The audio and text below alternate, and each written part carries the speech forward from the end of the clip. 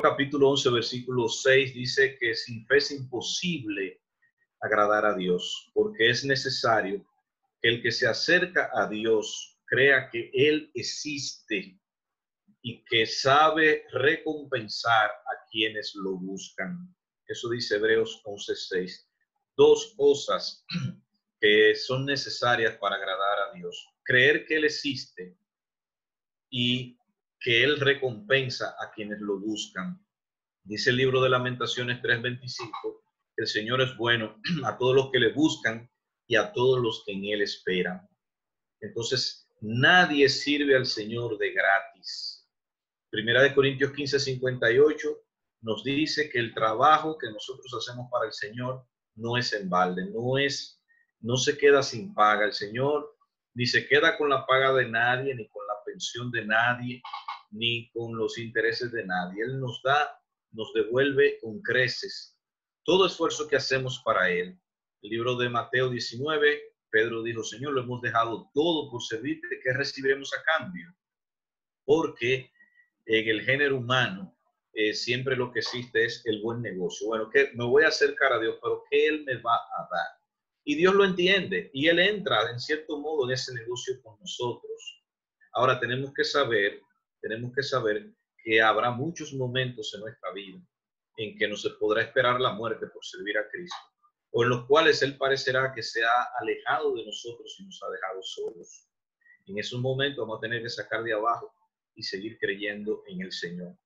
Ahora tengan la tranquilidad y la confianza que Dios recompensa a quienes lo buscan. Jesucristo le dijo a Pedro: de cierto te digo que todo aquel que haya dejado padre, madre, mujer, hijos, hermanos o hermanas o propiedades por mí, recibirá 100 veces más y heredará la vida eterna. O sea que aquí en la tierra es bendecido y allá en el cielo recibe pues la recompensa de la herencia. Romanos 10:14 nos pregunta: ¿cómo pues invocarán a aquel en el cual no han creído? ¿Y cómo creerán en aquel de quien no han oído? ¿Y cómo oirán sin haber quien les predique?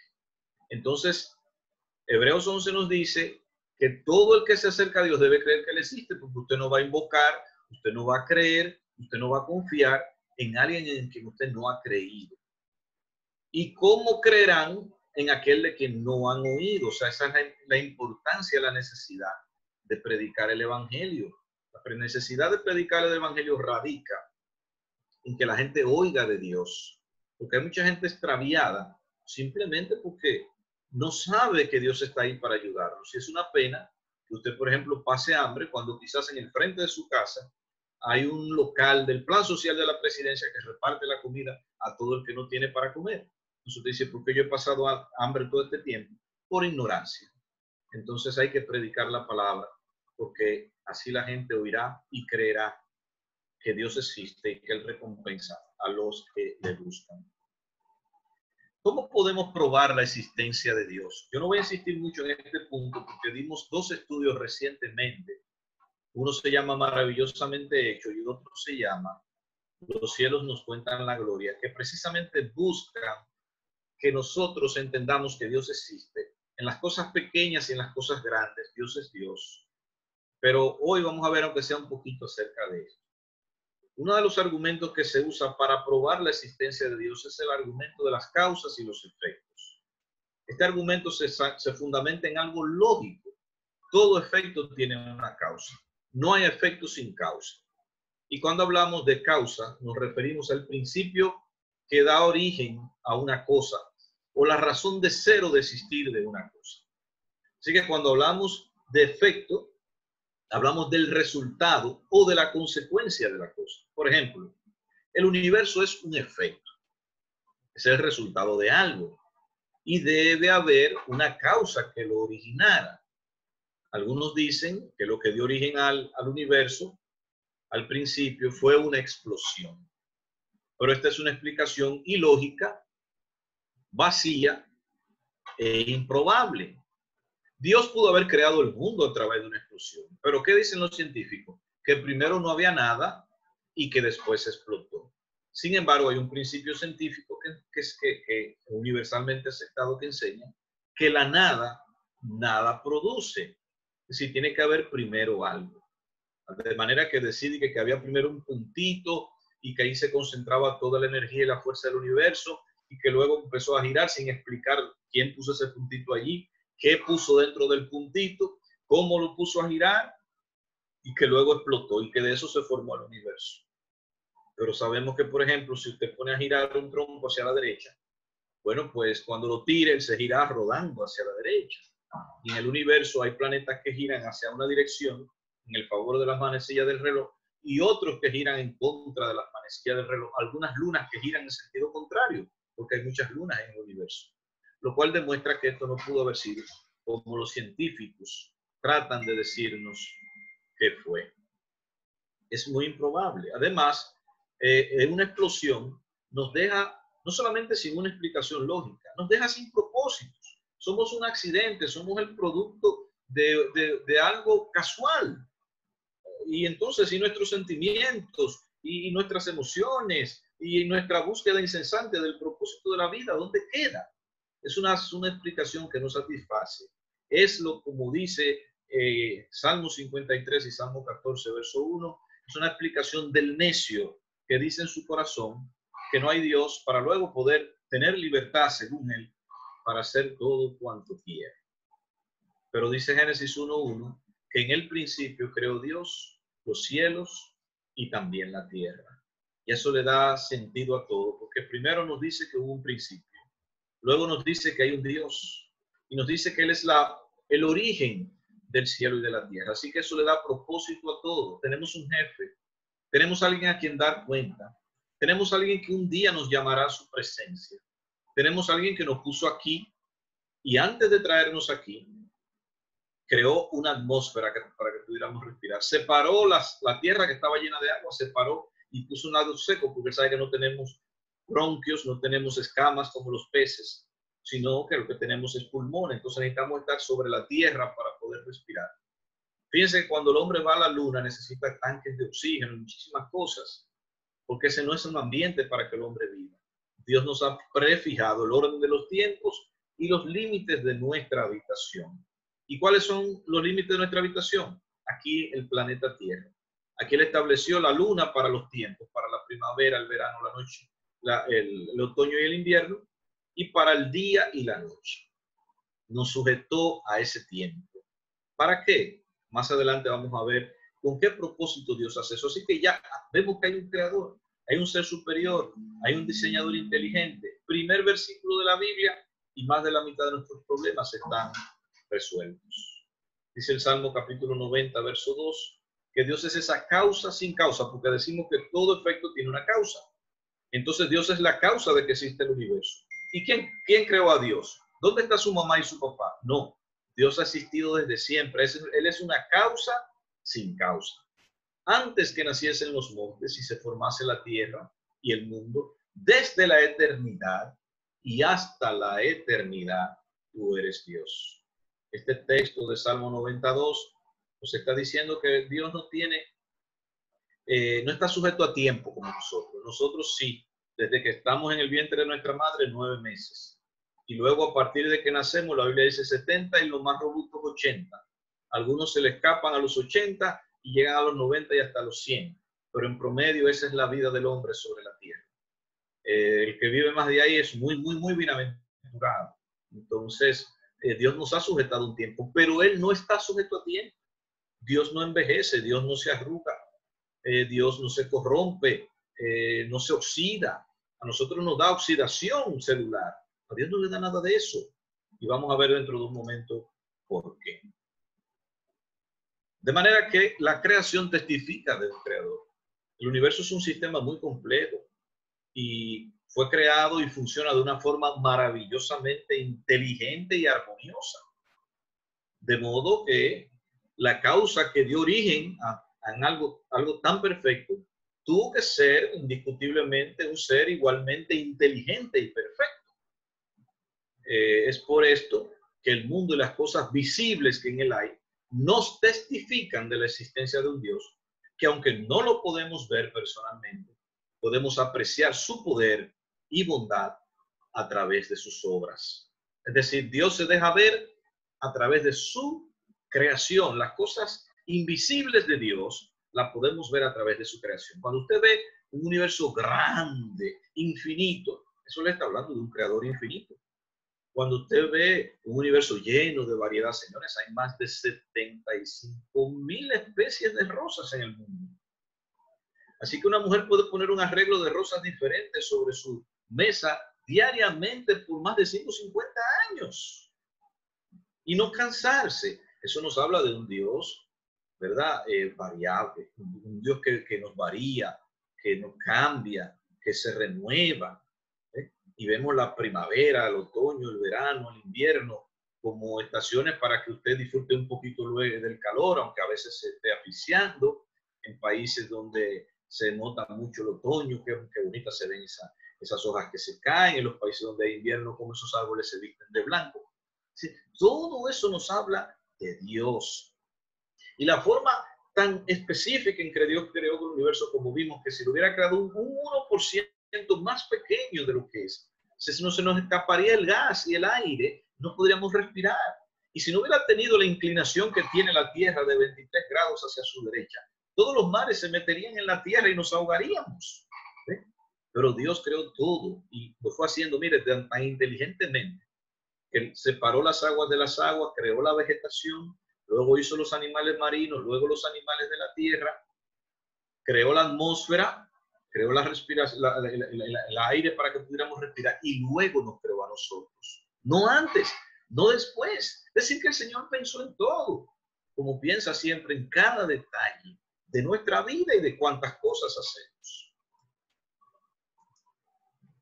Dice el libro de los Salmos, capítulo 19, que los cielos nos cuentan la gloria de Dios. Cuando usted ve un paisaje como ese, cuando usted ve un sol cayendo o levantándose, usted tiene que darle gloria a Dios. La naturaleza está ahí para testificar de ese maravilloso Dios. Cuando usted ve la gran variedad de pájaros que hay, de especies de todo tipo, eso nos está hablando de un Dios maravilloso. Dice que el firmamento proclama las obras de sus manos. O sea, el firmamento dice, mírenme, mírenme, esto me creó mi creador, esto lo hizo Dios.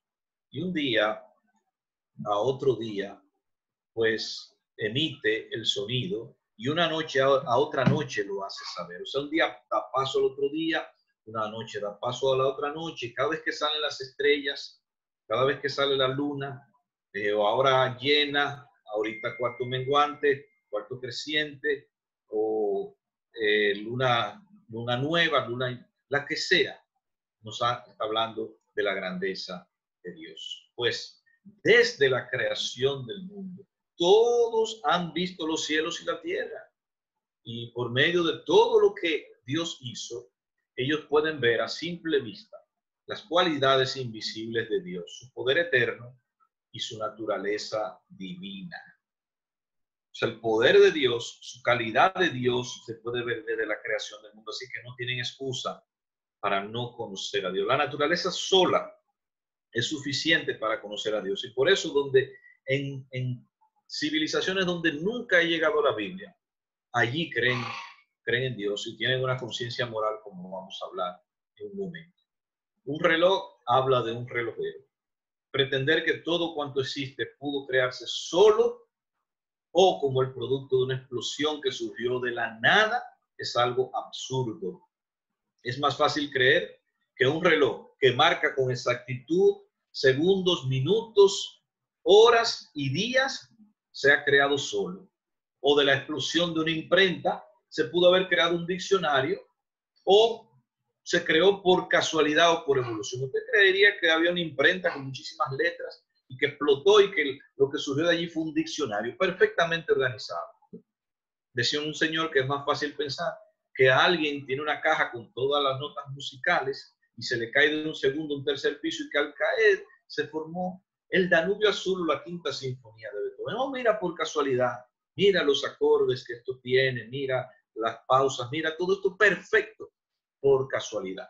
¿Verdad? Es más fácil creer eso que creer que este complejísimo universo, con todos sus sistemas interconectados y cómo una cosa vive de la otra, y cómo un animal, por ejemplo, muere en el desierto y aparecen millones de especies que están allí para comerse ese cuerpo y para evitar que haya una contaminación que dañe a todos los demás. Eso solamente lo puede hacer un Dios maravilloso. Otro argumento para presentar la existencia y demostrar la existencia de Dios es el argumento moral. ¿Qué es el argumento moral? Bueno, ¿cómo es posible que una tribu en el Amazonas tenga conciencia del bien y del mal si nunca ha leído la Biblia? ¿Cómo saben ellos que matar es malo? ¿Cómo saben ellos que adulterar es malo? ¿Cómo saben ellos que robar es malo? ¿Ven? El mundo entero, aún la gente, como le digo, que no ha escuchado de Dios, tiene una conciencia de lo bueno y de lo malo. Y existen códigos de leyes en el universo completo. ¿Y por qué pasa eso? Romanos 2, 14 y 15 dice, porque cuando los gentiles que no tienen ley hacen por naturaleza, y subraye esa palabra, por naturaleza, eso está dentro de ellos, hacen por naturaleza lo que es de la ley, estos, aunque no tengan ley, son ley para sí mismos, mostrando la obra de la ley escrita en sus corazones, dando testimonio su conciencia y acusándoles o defendiéndoles sus razonamientos. Es decir, que de manera natural Dios ha puesto esas leyes que luego escribió, como ustedes pueden ver a mano derecha, en un código de leyes. Esas leyes, aunque no con todos esos detalles, están escritas en el corazón del hombre. Lo básico de esas leyes está escrita en el corazón del hombre. Y usted puede ir a la tribu más apartada y encontrar que ellos tienen su propio código moral, que los hace condenar lo que está mal y aprobar y aceptar lo que está bien. Porque Dios ha escrito en el corazón del hombre y en su conciencia le ha puesto un guía moral, y eso nos demuestra la existencia de Dios. Nuestra conciencia de lo bueno y de lo malo que existe en todo ser humano esparcido sobre la tierra. Solamente el hecho de que Dios haya puesto en su espíritu en nosotros, como dice Génesis 2:7, explica que existe en nuestro interior una conciencia de lo que es bueno y de lo que es malo, que es propia aún de aquellos pueblos o tribus a los cuales no se les ha predicado el evangelio. Si nuestra existencia en la tierra no nos conduce a algo superior, entonces ¿para qué existimos? ¿Cuál es la razón de ser de nuestra existencia? La Biblia responde a estas preguntas afirmando que Dios nos ha puesto en el mundo y nos ha dado todo lo que necesitamos para que le busquemos. O sea, Dios no nos ha dejado al azar, sino que nos ha dejado con las claves y las pistas necesarias para que le conozcamos y le busquemos. Dice Hechos 17:26, que Dios de una sangre, de Caín, de Adán y Eva, ha hecho todo el linaje o todas las razas de los hombres, para que habiten sobre toda la faz de la tierra, y les ha prefijado el orden de los tiempos y los límites de su habitación. ¿Y para qué lo ha hecho? El verso 27 dice, para que buscasen a Dios, si en alguna manera palpando le hallen o le puedan hallar, aunque ciertamente no está lejos de cada uno de nosotros. O sea que el perro, el gato, las flores, el mar, los ríos, el firmamento, el sol, las estrellas, todo Dios lo ha hecho para que el hombre le conozca y le busque, dice el texto, le halle, aunque trate de hallarlo palpándolo, como si fuera un ciego que anda buscando y que toca, sí, ya lo encontré. Dice, aunque ciertamente no está lejos de cada uno de nosotros. Y quiero que se queden con ese pensamiento. Si todavía tú no has aceptado a Cristo, Dios no está lejos tuyo. En el momento en que tú suspiras, Él está ahí para oír tus suspiros. Y cuando tú clamas a Él por ayuda, Él está ahí para ayudar. Ahora, Él necesita que tú lo reconozcas como la autoridad de tu vida. Y como Él así gobierna el universo, también tú le des la oportunidad de que gobierne tu vida. Así que no seas sabio en tu propia opinión. Teme al Señor y apártate de tu camino y deja que Él sea el que te guíe por el camino correcto. Dios ha enviado a su Hijo Cristo para que a través de Él le glorifiquemos. Así que podemos conocer a Dios a través de su Hijo Jesucristo. Cuando buscamos a Dios a través de su Hijo y dedicamos nuestra vida a su servicio, entonces es cuando nuestra vida adquiere sentido y valor. Así que una persona que esté buscando el sentido de la vida fuera de Cristo, no lo va a encontrar. Lo encontrará solamente buscando al Señor. Esta búsqueda incesante del hombre por encontrar a su Creador y entender la razón de su existencia nos prueba que hay algo dentro de nosotros que nos mueve hacia aquel que nos dio la vida. Esa conciencia moral es prueba de la existencia de Dios. Esa inquietud por conocerlo, por buscarlo. Y usted puede empezar a conocerlo desde hoy, leyendo, estudiando su palabra, contemplando la naturaleza, hablando con Él y pidiéndole todos los días, Señor, ayúdame a conocer. Tu anhelo más grande en la vida debe ser conocer a Dios. Otra prueba de que Dios existe es la Biblia. La Biblia es una prueba irrefutable de que Dios existe, porque toda la escritura es inspirada por Dios y útil para enseñar, para reprender, para corregir, para instruir en justicia, a fin de que el siervo y la sierva de Dios estén enteramente capacitados para toda buena obra. La versión Reina y Valera dice así, que a fin de que el hombre de Dios sea perfecto. Así que la Biblia nos puede perfeccionar, nos puede hacer perfectos.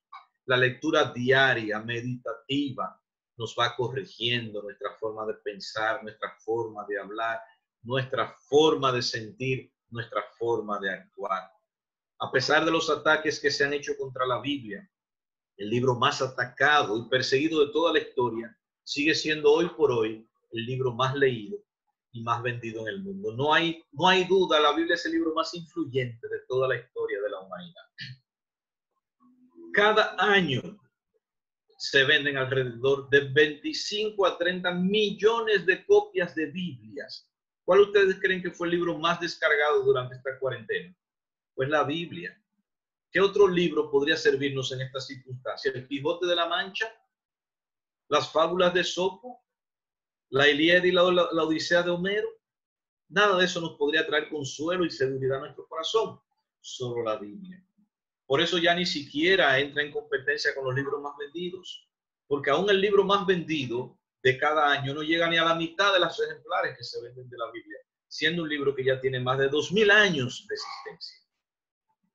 Así que cada vez que la ciencia de la arqueología o cualquier otra ciencia hace nuevos descubrimientos, certifica que las cosas que la Biblia dice son ciertas, de manera que ésta resplandece hoy más que nunca por encima de todos los ataques y por encima de todos los libros que han tratado de hacerle competencia. La Biblia es un libro superior e inigualable porque su creador es superior e inigualable. La Biblia existe porque Dios existe.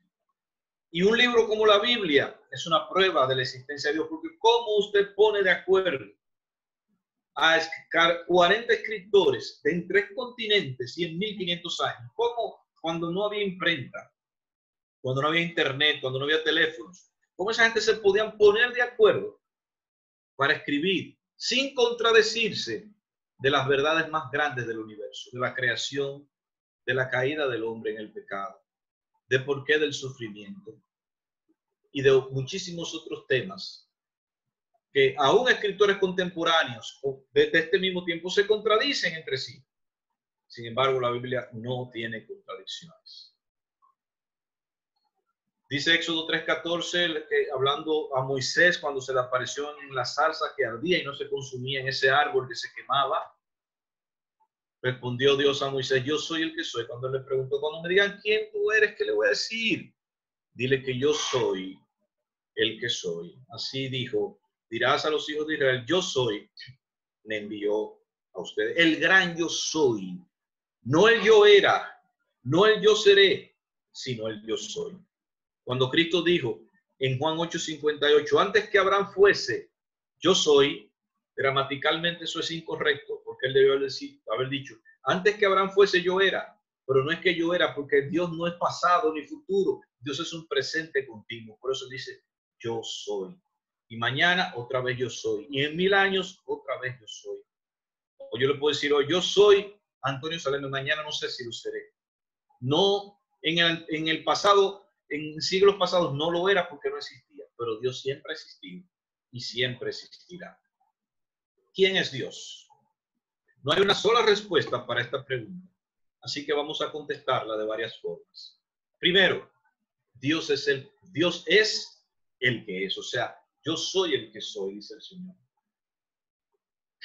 Es decir, que Dios tiene autoexistencia o que existe por sí mismo sin la ayuda de nadie. Él no tiene que decir, yo soy Ramón Pérez Martínez, para decir mi papá es Pérez y mi mamá es Martínez, yo vengo de ahí. No, simplemente dice, yo soy el que soy. Dios no tuvo que trabajar para llegar a ser Dios, tampoco tuvo unos padres de los cuales se heredó su posición, porque siempre ha sido y siempre será Dios. Por eso cuando Moisés le preguntó en Éxodo 3:14, si preguntan quién me ha enviado, ¿qué le diré? El Señor le contestó con el tetragramatón. ¿Y qué es eso? Son 4 letras consonantes hebreas que hoy no sabemos cómo se pronuncian. Moisés indagó sobre su nombre y él respondió dando un nombre de 4 consonantes, YHWH. Si usted va al texto original, donde dice yo soy el que soy, eso es lo que usted va a encontrar, esas 4 consonantes. La pronunciación de ese nombre se desconoce porque los hebreos dejaron de usarlo por lo sagrado que era. Recuérdese que hay un mandamiento dentro de los 10 que dice, no usarás el nombre del Señor tu Dios en vano. Así que ellos eran muy cuidadosos para decir ese nombre y con el tiempo la pronunciación se fue perdiendo. Así que a esas 4 consonantes, ya para el tiempo de Cristo, no se conocía cómo se pronunciaban y se le agregó las vocales del nombre Adonai, que es otro nombre que se usa para referirse a Dios y que significa amo y Señor. Y las vocales de Elohim, que se usa en Génesis 1:1, que dice en el principio creó Dios, ahí la palabra Dios es Elohim. Pero más que un nombre, Elohim es más bien un título, que significa fortaleza y poder. Adonai no es un nombre, es un título que significa amo y Señor. El nombre eran esas 4 consonantes que ustedes ven ahí. Pero como los judíos dejaron de pronunciarlo y era un nombre hebreo, hoy nadie sabe cómo ese nombre se pronuncia. De modo que lo que hicieron fue unir las consonantes de YHWH con las vocales de Adonai o de Elohim y entonces se obtiene el nombre Yahweh, pronunciado Yahvé, o el nombre Jehová. No es un nombre dado por Dios, sino compuesto por 2 nombres o por los nombres, y que es en esencia lo que significa es yo soy el que soy, es decir, el que tiene autoexistencia, el que no depende de nada ni de nadie. Tal vez en otra oportunidad hablaremos más de Yahweh y de Jehová, pero hoy reste con que ustedes sepan que a las 4 consonantes del nombre de Dios que le dio Moisés se le añadieron las vocales de Adonai y de Elohim y se formó Yahvé y se formó Jehová. Eso lo hicieron los hombres, no fue Dios que lo hizo. ¿Quién es Dios? Dios es el creador de todo, ya lo sabemos. Señor, digno eres de recibir la gloria y la honra y el poder, porque tú creaste todas las cosas y por tu voluntad existen y fueron creadas. Todo existe por la voluntad de Dios. Él dijo que se haga y se hizo, solamente él tenía que decirlo. No tenía que esforzarse, no tenía que concentrarse. No es un poder de un superhéroe que tiene un anillo. Con solo la voluntad de Dios las cosas son hechas. Por eso la mujer del flujo de sangre, cuando tocó a Cristo por detrás, poder salió de él. Y él no tuvo que esforzarse para que el poder saliera de él. Simplemente, él sabía que esa mujer iba a tocarlo por detrás y quiso bendecir y aprobar su fe al permitir que poder saliera de él. Dios es otra definición, es un ser espiritual. Dice Juan 4:24 que Dios es espíritu. Es decir, que no tiene carne ni hueso. Dice Lucas 24:39. Dice Jesucristo, miren, tóquenme para que ustedes vean que yo mismo soy. No soy un espíritu porque un espíritu no tiene carne ni hueso. Así que Dios es un ser espiritual, no tiene un cuerpo como tú y como yo. Es invisible. Colosenses 1, verso 15 dice que Él es la imagen, Jesucristo es la imagen del Dios invisible. Pudimos ver a Dios a través de Cristo porque Dios el Padre es invisible. Y 1 Timoteo capítulo 6 dice que nuestro Dios es inmortal e invisible. A Dios nadie lo ha visto jamás. Y no tiene edad. O sea que Él es eterno, como leímos en Salmo 92, desde el siglo y hasta el siglo, tú eres Dios. Otros dicen, desde la eternidad y hasta la eternidad, tú eres Dios. Dios es la perfección absoluta, no hay fallas ni equívocos en Dios. Mateo 5:48 dice, por tanto, sean perfectos, así como nuestro Padre Celestial es perfecto, como su Padre Celestial es perfecto. Dios es perfecto. Por eso cuando a Cristo fueron y se le arrodilló el joven rico, le dijo, Maestro bueno, ¿qué bien haré para heredar la vida eterna? Él dijo, ¿por qué me llamas bueno? Uno solo es bueno y es el que está en el cielo. Se refería a una que sea es bueno en sentido absoluto. Porque bueno, te puede decir que un ser humano es bueno, pero siempre tenemos fallas. Cristo era bueno, pero estaba en la carne. Sin embargo, el Padre, en sentido absoluto, nunca fue tentado, como dice Santiago 1:13, ni puede ser tentado por el mal, ni él tienta a nadie, porque Dios es luz. Él es la perfección absoluta. No hay fallas en Dios, no hay puntos negros, no hay oscuridad en el Señor. Dios es luz y no hay ninguna tinieblas en él. Y en cuanto a su obra, Eclesiastés 3:14 dice, sé que todo lo que Dios hace será perpetuo. No hay nada que añadirle y no hay nada que quitarle. Dios ha obrado así para que delante de él teman o reverencien los hombres. Lo que Dios hace es perfecto. Dice el Deuteronomio 32 también, que lo que Dios hace es perfecto, que a eso no se le quita ni se le añade.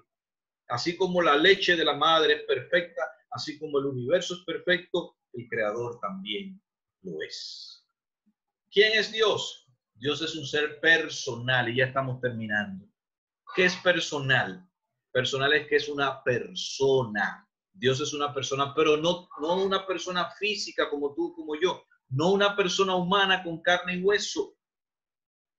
Personal significa que tiene inteligencia, emociones y voluntad. Eso es lo que significa ser una persona, tener inteligencia, emociones y voluntad. Dios es un ser personal porque tiene inteligencia. En Romanos 11:33 al 36 habla de la profundidad de la sabiduría, de la ciencia y del conocimiento y de la inteligencia de Dios. Salmo 104, verso 24 dice que Dios creó al mundo y lo hizo todo con sabiduría y con inteligencia. No solamente él es sabio o inteligente, sino que dice Romanos 11:33 al 36, que él a nadie le pide consejo, pero dice, ¿y quién le dio a él primero para que luego él pudiera compensar? No, de él, por él y para él son todas las cosas. Es decir, que Dios es la fuente de la inteligencia, de la sabiduría y del conocimiento. Dios es un ser personal porque tiene sentimientos y emociones. Por ejemplo, Jeremías 31, verso 3 dice, con amor eterno te he amado, por eso te prolongué mi misericordia. Dice que Dios siente amor. Aunque primera de Juan 4:8 dice que Él es amor. Cuando dice que Él es amor, no es reduciendo a Dios a un sentimiento, sino diciendo que Él es, dentro de todas sus características, la que más se destaca es la del amor.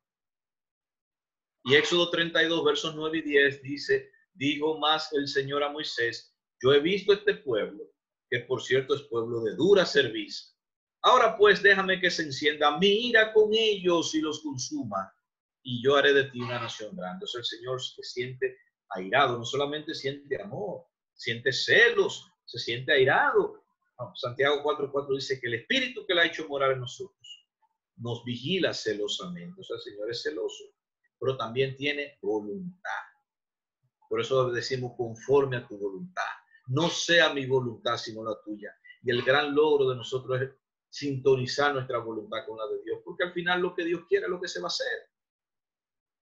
Dios tiene voluntad. Dice 2 de Pedro 3:9 que Él no retarda su promesa, como algunos la tienen por tardanza, sino que es paciente para con todos, no queriendo que ninguno se pierda. No quiere eso, sino que todos procedan al arrepentimiento. Él no quiere que tú te pierdas. Te ha dado chance para el arrepentimiento. Primera Timoteo 2:4 dice que Dios quiere, esa es su voluntad, que todos los hombres sean salvos y vengan al conocimiento de la verdad. Todos, pero necesitan venir al conocimiento de la verdad. Y Ezequiel 33:10 dice, diles, vivo yo, dice el Señor, que no quiero la muerte del impío, no me complazco en castigar a la gente. Lo que quiero es que el impío se vuelva, se convierta de su mal camino y que viva. Volveos de vuestros malos caminos. Dios a su imagen nos creó. No es una fuerza vaga que existe sin sentido y sin dirección. Antes bien es un ser personal que todo lo hace con propósito. Nosotros poseemos la capacidad de pensar, sentir y decidir porque estamos hechos a imagen y semejanza de Dios. Como dice Génesis 1:26 y 27. Hizo Dios al hombre, a imagen de Dios lo creó, varón y hembra los creó. Así que la decisión de ustedes estar en esta reunión es porque ustedes pueden decidirlo porque están hechos a imagen de Dios. ¿Cómo pueden decidir no estar? Eso es una facultad que Dios nos ha dado porque nos ha hecho a su imagen y semejanza.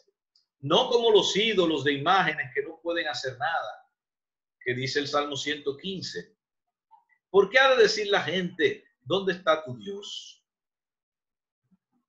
Nuestro Dios está en los cielos y todo lo que Él quiso, fíjense, esta es su voluntad, ha hecho. Los ídolos de ellos son plata y oro, obras de manos de hombres. Tienen boca, mas no hablan. Tienen ojos, mas no ven. Orejas tienen, mas no oyen. Tienen narices, mas no huelen. Manos tienen, mas no palpan. Tienen pies, mas no andan. No hablan con su garganta. Semejantes a ellos son los que lo hacen y cualquiera que en ellos confía. Es una insensatez confiar en un ídolo fabricado y hecho por un hombre, cuando puedes creer y confiar en aquel que hizo el universo y que te hizo a ti mismo. Así que yo les invito a que en este día nosotros nos fortalezcamos en nuestra fe en el Señor y que le busquemos si no lo hemos hecho. La paz sea con todos.